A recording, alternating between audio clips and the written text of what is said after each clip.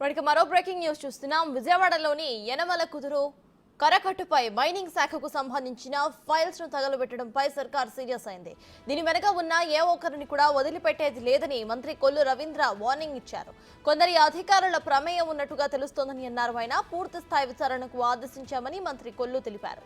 Files తగలబెట్టడం వెనుక ఎవరి పాత్ర ఉన్నా కూడా ఉపేక్షించేది లేదని స్పష్టం చేశారు.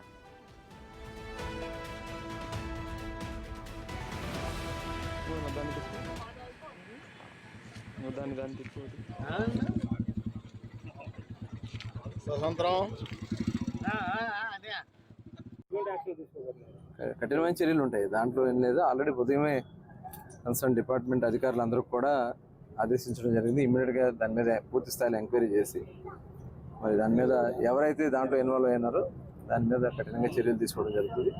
ఎందుకంటే ఇది గత ప్రభుత్వంలో మేము ముందు నుంచి చెప్తా ఉన్నాం, అంతా అస్తవ్యస్తం చేశారు. ఇవాళ ఈ కప్పిపుచ్చుకోవడానికి రకరకాల ఎత్తుగలు చేస్తున్నారు. ఇందులో అధికారులు కూడా ఇన్వాల్వ్ అయినారు కొంతమంది, అది కూడా తెలుస్తూ ఉంది. ఖచ్చితంగా అందరూ కూడా దీంట్లో భాగస్వాములైన ప్రతి ఒక్కరు కూడా వదిలే సమస్య లేదు.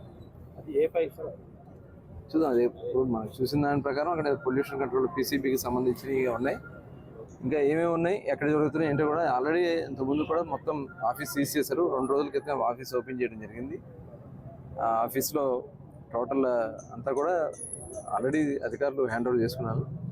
ఇవేంటనేది కూడా ఒకసారి ఎంక్వైరీ చేయడం జరుగుతుంది. ప్రకృతి ఫోటోలో కనపడుతుంది కదా సార్. కన్సర్న్ అప్పుడు ఆయన మినిస్టర్గా ఉన్నప్పుడు దానికి సంబంధించినటువంటి కొన్ని వాడు ఇస్తారు, నోట్లో ఇస్తారు. ఏంటనేది చూడాలి ఒకసారి, అవన్నీ కూడా చూద్దాం.